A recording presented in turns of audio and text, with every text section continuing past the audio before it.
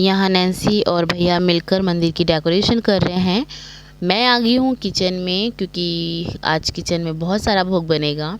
तो ठाकुर जी का भोग देसी घी में बनता है, तो अब की हम लोग ने अमूल देसी घी यूज़ किया है। और यहाँ बनने वाली है धनिया की पंजीरी। तो बहुत लोगों से सुना है कि ठाकुर जी को धनिया की पंजीरी बहुत पसंद है, तो वही बन रहा है। और ये अब की पहली बार बन रहा है क्योंकि इससे पहले हम लोग आटे की पंजीरी का भोग लगाते थे, तो वही बनता था हमेशा से। लेकिन अब की बहुत से लोगों से सुना है कि धनिया की पंजीरी ठाकुर जी को पसंद है, तो जिसका बर्थडे होगा उसकी पसंद की चीज़ें तो बनानी ही पड़ेंगी। तो वो बन रही है, साथ साथ आटे की पंजीरी बन रही है। और ये गैस उतार के नीचे रख लिया है क्योंकि बताएं खड़े खड़े स्पेस कम हो जाती है, तो इसको नीचे रख लिया। और इतनी देर खड़े रहने में भी दिक्कत होगी, तो मम्मी बैठी हैं और साथ में मैं भी आ गई हूँ एक छोटी सी कढ़ाई लेके, क्योंकि मम्मी यहाँ पे पंजीरी भूजेंगी तो मैं दूसरी रेसिपी बना लूँगी और ऐसे ही जल्दी काम हो जाएगा। टाइम पे ठाकुर जी का भोग बन जाएगा क्योंकि गरम गरम भोग नहीं लगाते हैं। और सब जानते हैं जन्माष्टमी 12 बजे बर्थडे ड्रिंक्स होता है, जन्मोत्सव होता है, तो तभी सारा भोग भी लगाना पड़ता है। तो उससे पहले भोग बना लें, उसे थोड़ा सा ठंडा कर दें ताकि ठाकुर जी को गरम गरम भोग ना लगे। और मैंने कढ़ाई अच्छे से पोंछ ली है और उसमें खोआ डाल दिया है। तो जब खोआ लेके आओ तो उसमें गांठ नहीं रहती हैं बड़ी बड़ी सी, तो उसको मैं अच्छे से इसमें से फोड़ लूँगी। और मैंने यहाँ पे लिए लकड़ी की ये कंछुली, क्योंकि ये वाली मम्मी लिए हैं और ये वाली ना बहुत जल्दी हमको ऐसा लगता है गर्म हो रही हैं, पर मेरी बेवकूफ़ी क्योंकि लकड़ी वाली छोटी थी। तो अभी आपको आगे पता चलेगा कि मैं ऐसे क्यों बोल रही हूँ। तो यहाँ मैं खोए की जो नॉट्स थे उसको ऐसे ऐसे फोड़ फोड़ के खोल लूँगी, क्योंकि हमको बनाना है यहाँ पे खोए के मथुरा स्टाइल पेड़े। तो सबने, अगर आप मथुरा वृंदावन गए होंगे तो आपको पता होगा वहाँ किस टाइप के पेड़े मिलते हैं। और वैसे हमारे बिरहाना रोड में भी कुछ कुछ सिमिलर उस टाइप के पेड़े मिलते हैं और मुझे तो बहुत ज़्यादा पसंद है। तो बस वही बनाने की कोशिश में लगी हूँ। गैस को स्लो फ्लेम किया हुआ है क्योंकि तेज़ में खोआ जल जाएगा पिघलने से पहले। तो धीमे धीमे प्यार प्यार से भोग बनाएंगे। और वहाँ पे कंटिन्यूसली मम्मी पंजीरी भूंज रही हैं। पंजीरी को एक बहुत अच्छी जब स्मेल आने लगती है और बहुत अच्छा कलर आ जाता है तब हटाते, वरना उसको भी सेम आंच पे अच्छे से भूंजते हैं। उसको भी तेज़ आंच में नहीं कर सकते वरना जो पंजीरी का आटा है वो जल जाएगा। बहुत से लोगों का ऐसा होता है कि वो ऊपर ऊपर चलाते हैं और नीचे से प्रसाद लग जाता है। तो इसीलिए अगर आप बहुत प्रो लेवल के नहीं हो, और मतलब प्रो लेवल वाले भी सेम करके ही बनाते होंगे क्योंकि प्रसाद नहीं जलना चाहिए। और जब खोआ थोड़ा सा पिघल गया तो मैं उसमें पनीर डालूँगी। तो पनीर को मैं ग्रेट कर ले रही हूँ। तो यहाँ पनीर ग्रेटेड हो गई है और सारा पनीर इस खोए में चला जाएगा। और दैट्स द टाइम कि आपको अच्छे से चला चला के दोनों को इक्वली मिलाना पड़ेगा। उसके पनीर के पार्ट्स नहीं दिखने चाहिए और अच्छे से मैश हो जाता है। तो मम्मी मुझे बता रही हैं कि कैसे करो, क्योंकि मैं वैसे ही कर रही थी जैसे मैं खोए को चला रही थी। तो मम्मी ने मुझे चमची ले के बोला कि लाओ मुझे बुलाओ, मैं बताती हूँ कैसे करना है। ऐसे से मिला मिला के चलाओ तो पनीर और खोआ आपस में मिल जाएगा। और यार पता है मैंने तो यहाँ पे 2x पे भी लगाया, कुछ क्लिप्स काटी भी, लेकिन रियलिटी में इसको बनने में टाइम लगा था और मेरे हाथ भी दर्द होने लगे थे, क्योंकि रेगुलर बेसिस में इतना कुछ नहीं बनता है कि बहुत देर तक करना पड़े। और ऑफ कोर्स यार वो ठाकुर जी हैं, उनके खाने अलग होते हैं तो थोड़ा सा तो होता है। और मम्मी ने यहाँ शुगर डाल दी है 1 कटोरी। तो अब शुगर की वजह से देखो जो इसमें बैटर था वो कितना लिक्विडी हो गया है। और अब इसको चला चला के भूनना है जब तक का ये थोड़ा थिक फॉर्म में ना हो जाए। तो बस मैं इसे चलाए जा रही हूँ और मम्मी ने वहाँ पंजीरी हटा दी है। पंजीरी हो चुकी है और अब मम्मी सारे ड्राई फ्रूट्स को ऐसे भूजेंगी। तो थोड़ा सा देसी घी डाल के सबसे पहले मखाने भूंज रहे हैं। और ये सब ना पाग में, पंजीरी में, सब में यूज़ होगा। तो मम्मी मखाने भूंज रही हैं और यहाँ लिक्विड हल्का हल्का थिक होने लगा है।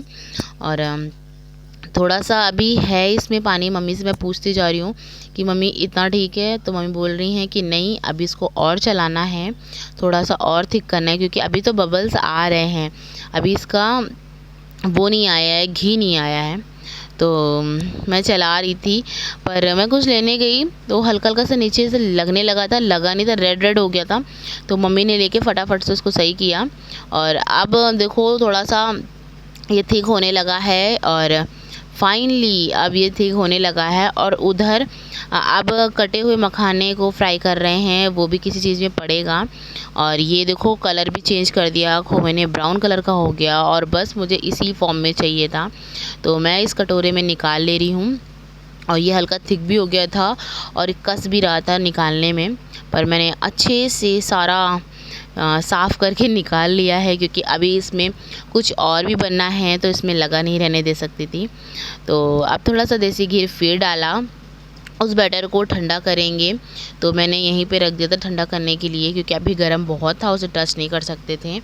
और अब डाला इसमें गरी का जो बुरादा है, जो मैं अपने लास्ट वीडियो में दिखाया था कि मैं अपने लोकल स्टोर से गई थी लेने, तो उसी को मैंने डाला। अभी भी गैस से सिम पे ही है, क्योंकि गरी भी बहुत तेज़ लगती है, तो सिम पे ही मैं इसे भूंज रही हूँ। और मम्मी वहाँ पे बीजे चटका रही हैं देसी घी में, क्योंकि पाग में लगता है बीजे ज़रूर से ज़रूर।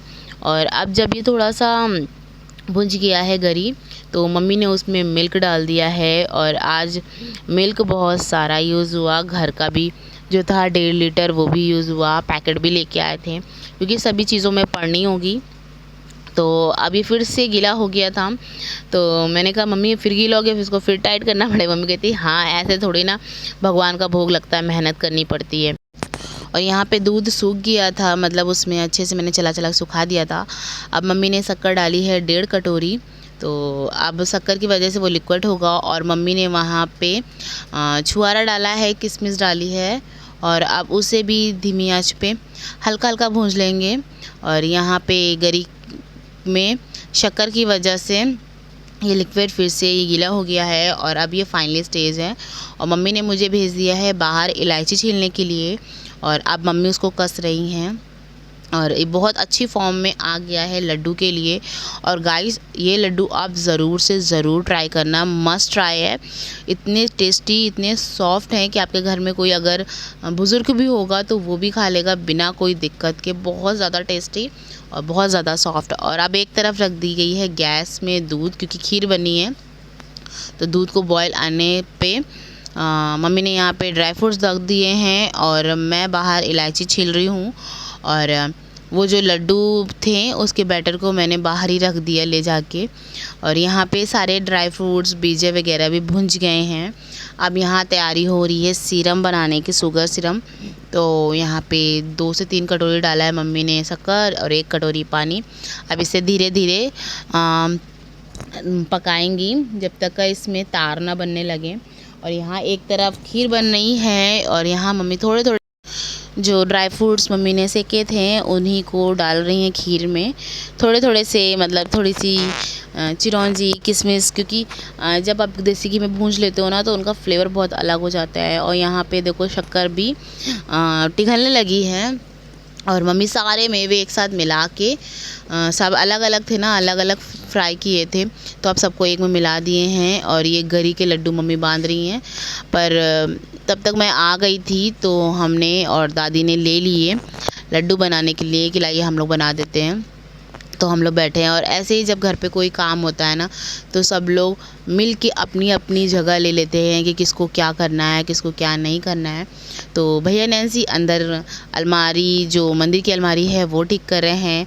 मम्मी, हम और दादी मिलके यहाँ प्रसाद बना रहे हैं। तो ये है नारियल के लड्डू जो हम लोग ने बनाए हैं, ये मस्ट ट्राई है, बहुत ज़्यादा टेस्टी हैं। यहाँ खीर भी बन गई है, और ये पाक के लिए ऐसे मेवे रख दिए हैं, और अब इसी पे चाशनी डालेंगे। और ये वो वाला खोआ है जो हम लोग ने बनाए थे मथुरा स्टाइल के। आप देख रहे हैं इसमें कितना ज़्यादा घी आ रहा है, और बल्कि इसमें हम लोगों ने घी नहीं डाला था, सिर्फ खोआ डाला था, लेकिन भी ये अब बहुत घी छोड़ रहा है। तो चलिए फटाफट से इनके पेड़े बना लिए जाएं, वरना ये ठंडे होके टाइट हो जाएंगे। और इसमें डाला है थोड़ी सी कुटी हुई इलायची पड़ती है, और इसमें वो भी पड़ता है, ऊपर से लगता है मिश्री।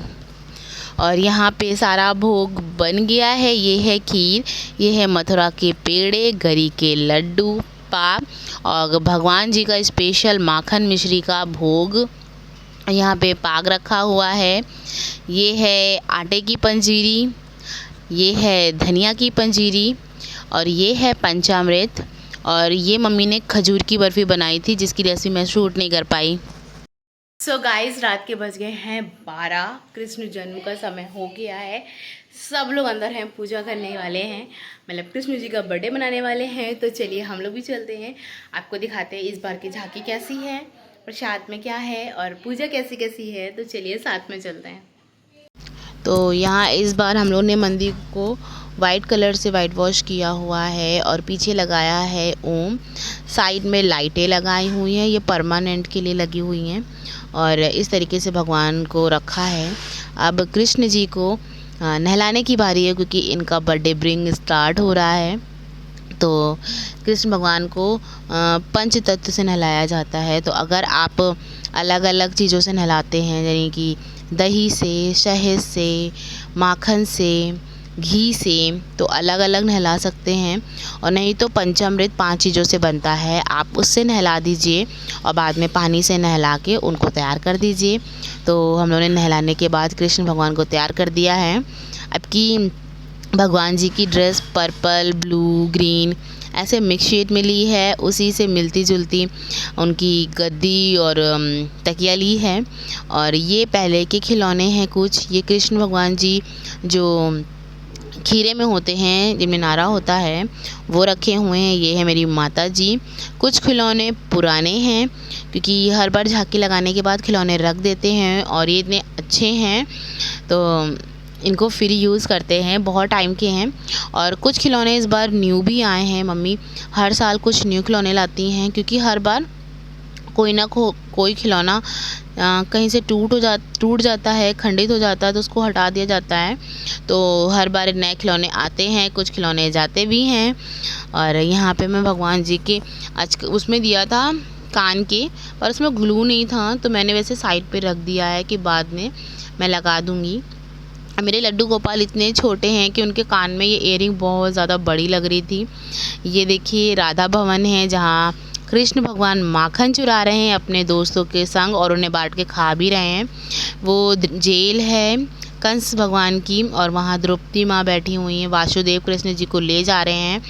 और ऐसी है बहुत जगह, बहुत प्यारे प्यारे खिलौने हैं, और हर एक मूर्ति के पीछे एक स्टोरी है। अगर आप बहुत अच्छे से कृष्ण स्टोरी को जानते हैं, तो वो मूर्ति से आप उस समय का जो स्टोरी थी वो समझ पाएंगे। जैसे कि वहाँ शेषनाग के सर पे कृष्ण भगवान खड़े हैं, तो वो भी पता होगा कि जब युद्ध हुआ था कालिका नाग से, तब वहाँ पे युद्ध में विजय होने के बाद वो उनके सर पे खड़े होके यमुना नदी से बाहर आए थे। तो हर एक मूर्ति का अपना स्टोरी है, और इस तरीके से कुछ मेरी मंदिर लग रही है। मुझे तो बहुत ज़्यादा प्यारी लग रही है, जो मंदिर को देख के एक सुकून मिलता है ना, वैसी टाइप की लग रही है, मस्त सी। आप बताइएगा कि आपको मेरी मंदिर कैसी लग रही है, जो मंदिर में चेंजेस हुए हैं वो कैसे हैं, कमेंट में मुझे ज़रूर बताइए, और मेरा लास्ट मंदिर का व्यू भी बताइएगा। तो फ्रेंड, हम लोग ने पूजा वूजा कर ली है, और ज़रा सा मम्मी पापा लेटे थे तो भैया आके तुरंत लेट गए, और चला मोबाइल ही रहे हैं, लेकिन आके तुरंत लेट गए बगल में। और एक तीसरी भी आ रही है।